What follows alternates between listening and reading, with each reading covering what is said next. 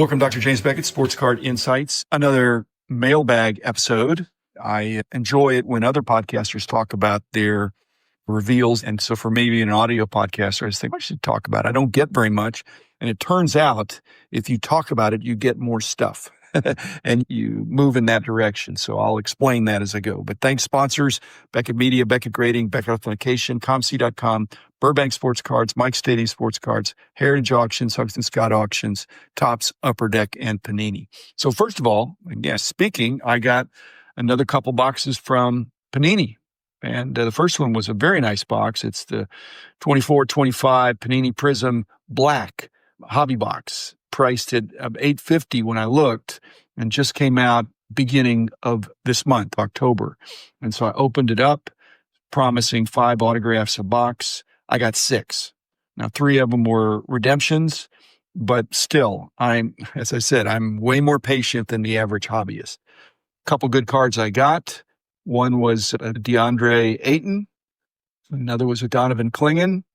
And I just want to go on record is before the beginning of the season, I would not take either one of those guys for either one of Daniel Gafford or Derek Lively. The Mavericks, I hope they stay with Gafford and Lively and don't switch them out for somebody. I think those guys relate to each other well, and that's good at any rate. Didn't get any Cherry Blossom or Color Blast, things like that, but I got good cards.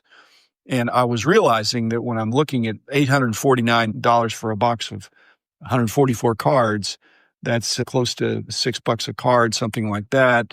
When we're judging products and boxes and configurations, a lot of people are judging it by what's the best thing I can get out of that box. And by the best thing I could have gotten out of this box would have been something really good. Okay, so that is why the price is higher. What I try to do and what I encourage people to do, the mathematician, the analyst in me says, you need to look at the average, what's the average or the expected value of the cards in the box. And if that's less than $849, it's not a good investment as an analytical thing. You factor in the enjoyment, all that. And the other thing that nobody really ever does is what's the worst card you could get? That's not a big deal when you're getting 144 cards. You're going to get some common players. But those common players aren't going to be $5 cards. They're going to be, like I said, I can tell by what's in the dollar box or even what's in the quarter box sometimes. So looking at it that way, I've had a great, enjoyable experience. And like I said, I got an extra autograph, but I don't think I would have gotten the value, but that just means somebody else did. So again, not frustrated about that, very pleased and thankful. And I noticed that David Adams has moved Stephon Castle to the top of the key rookies for the 24-25 year. Again, still a disappointing year for rookie crop. And bring on Cooper Flagg to the Dallas Mavericks. The second box I got from them was called Turn 4. It's NASCAR. And they know that I like NASCAR. We used to have season tickets or boxes and have been to some of the races. I really enjoy it, but it's a full day. But that's a $200 box. And it's been out a week or so. Obviously, Turn 4, you get 4 cards. They're all in these mag touch, one touch kind of holders with the special tamper-resistant tab at the top. I'm always torn on these because I like to either have graded cards by BGS or just loose cards that could just be in penny sleeves. So never quite sure what to do. I think some people do the uncirculated look and to know that this is the way it came, but they don't fit in the boxes the way I do it. I know that it's generally better to keep it in the original state, but I probably will bust these out and put them in with my stuff, and I'll grade a couple of them. Actually, maybe all 4. This is an example of a box, a product where the worst card you get is still a really good card and probably gradable. So again, thank you very much. It's a quality product. What they can do with NASCAR, I guess it's because of the licensing arrangements and the royalties that just makes NASCAR look like a good deal. Okay, I'll switch into baseball. I actually got a box. I had my hobby dinner, which you've listened to, and there'll be a few more episodes coming out about that because we had a couple hours of discussion broken up into some nice parts. Dane Coenen was one of the guys that came, and he did this before. I didn't think about this, but when he came to the dinner, he said, "Hey, thanks. That was great. I really enjoyed the salmon and all that." And so a few days go by, and I get a box in the mail from him. And it's a couple boxes of 2021 Topps archives. And he knows that Rich and he said, here's a box for Rich and a box for you. And he knows I like the older designs and all that. So I got a great box out of that, Dane. Thank you very much. Again, more than a fair trade. I provided a dinner and you provided, and Rich will be at the next dinner. He couldn't be at this one, but I'm holding Rich's box. Now that I've opened the box that was for me, I think, wow, that's a good box. But I will save it for Rich. And I thought, what if I traded Rich? What if I said, Rich, I'd really like to have that box.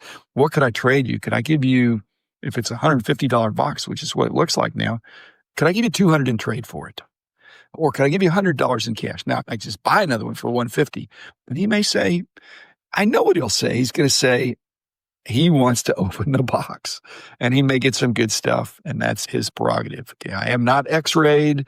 I just decided to open one of the boxes and I did well. So thank you very much, Dane.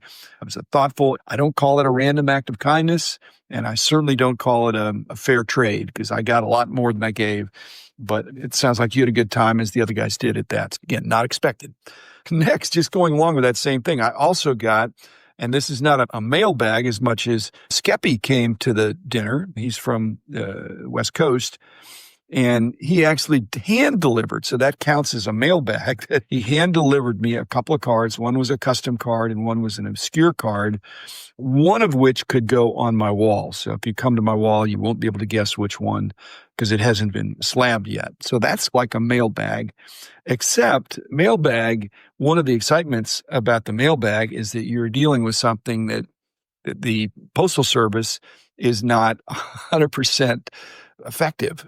In fact, for the first time in more than a year, I have a problem with one of my eBay lots that I sent out, and I'm the guy that packages them up. I'm the guy that takes them to the post office. So I didn't forget, but it was a few weeks ago, and the customer, the guy that he doesn't know me and I don't really know him, but he said never got it. I said, here's the tracking information, and I can assure you I put it in the mail. But so that's way less than 1%. But still, that guy's not going to get a mailbag, and he wanted it. And it's an interesting lot that I can tell he really is excited about getting it, but he didn't get it. So the mailbag thing is not foolproof here. The other mailbag opportunity I had that is along those lines, I also had Dave Poole and JJ Arredondo at the dinner, and they're two of the key guys at BGS, and they know I have some BGS cards there.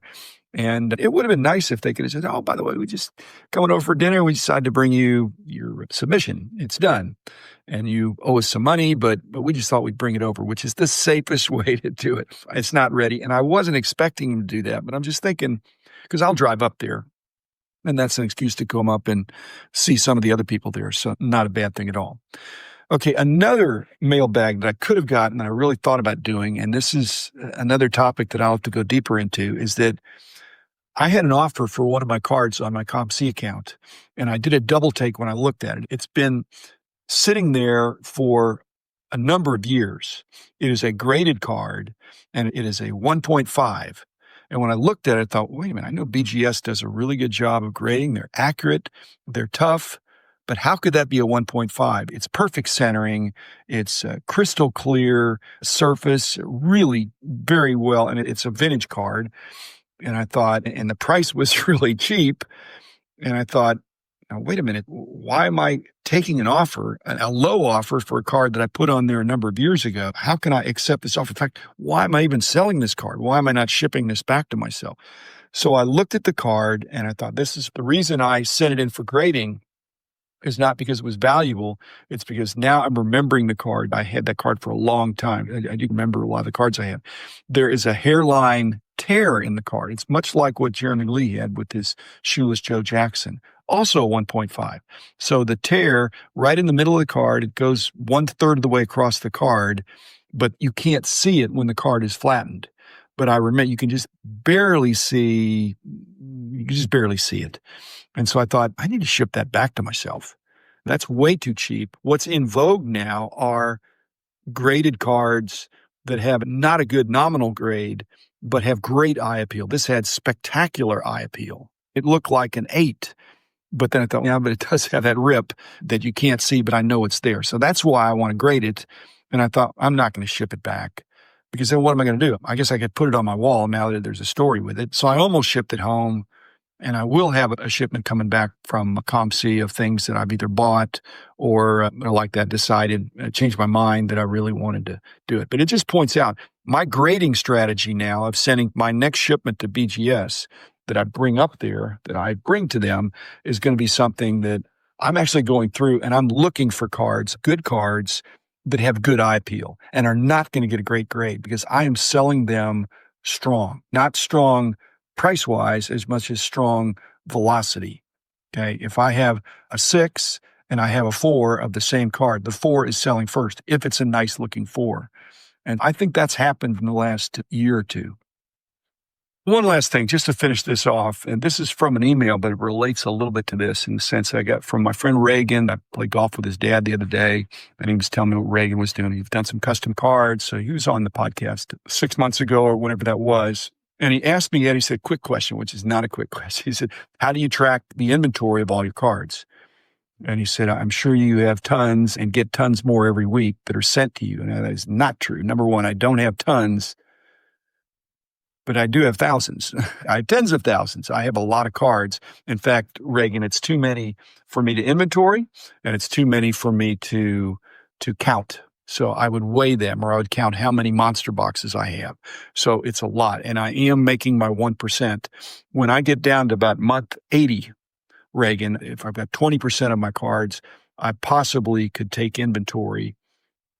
And I certainly should take inventory of the cards that are, say, $100 and up, something like that. But I haven't done that because those are the ones that are taken to the bank. So I don't really worry about them.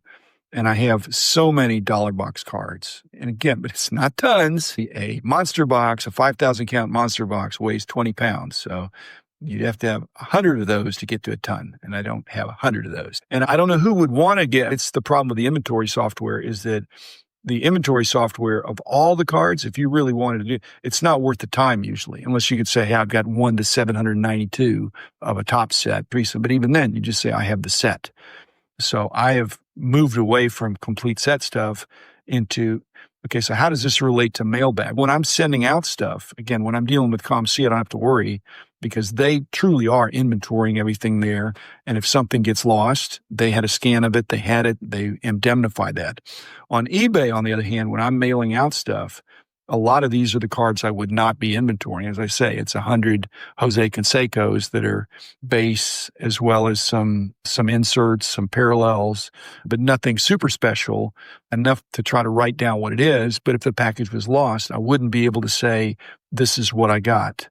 I've had situations, but same thing. And when I do my reverse Mailbag, another guy made me an offer, and I thought, I put that lot together a few years ago. I pulled it out, and I opened it up because it wasn't fully sealed, but it was already pre-boxed. And I went, this is too cheap. The player's gone up in value, and some of the cards are better. And so that's like a mail day. It's prepping your mail. It's prepping to be able to ship it out and make sure that I'm giving a good deal. But I don't like to give too good of deals. And then especially when it's too good a deal and then they make me an offer, I shouldn't get mad at them. I'm not mad at them. That's human nature. And I don't want to be snarky either. I'm just going to say, no, it's a pretty good deal already. And I hope you'll enjoy it if you pay the right price. So anyway, Reagan, thanks for the question. And again, inventory, there's a physicality to that, just like there is with Mailbag.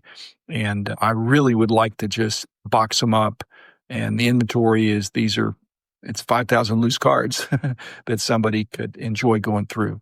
And that topic actually came up in our dinner last week. And there's another dinner coming up in another month that'll be in conjunction with the show with a different group of people and a different set of discussion topics.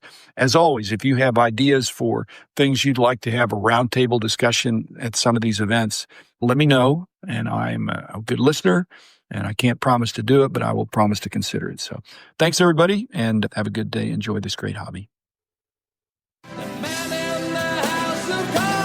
Is doing